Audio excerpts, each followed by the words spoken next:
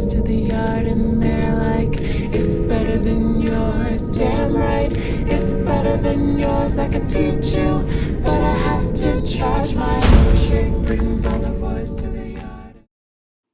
Okei, nii, mis siin tegema peab? Äkki küsiks Kertult? Mis mõttega? Ta ei saa ju nagunii aru. Üleüldse on tal viimasel ajal õppimisega halvasti. Raske on sellest inimesest aru saada. Jah, ma saan temaga hästi läbi. Ta on tore, kuid tema elukommete kohta ei saa kahjuks sama öelda. Tema sõbranna Laureliin on aga hoopis teistsugusem neiu. Koolis üks inimene, kuid väljaspool kooli absoluutselt teine. Kuid meie uus klasside Merlin, ega ma teda väga ei tunnegi. Nii palju võin öelda, et Preili on väga nipsakas ja politseiga on tal pidevalt probleeme.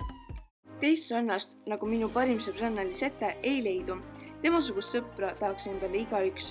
Lisette kohta tean ma meie klassist kõige rohkem. Vähemalt loodan, et nii see on. Oma klasside Stellat ei ole ma viimased 3 nädalat koolis näinud. Eks ta pidutseb jälle kusagil ja kooli satub pigem nagu kuuvarjutus.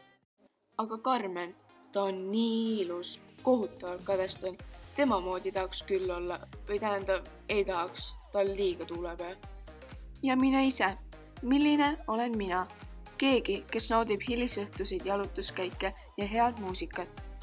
Kuid samas meeldib mulle veeta aega koos oma sõpradega. Imetlen iga viimast kui hetke hea seltskonnaga.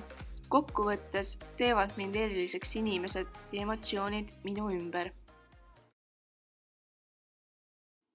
Halloo, neiu! Kus sa oma mõtetega oled? Ma ootan sinult vastust.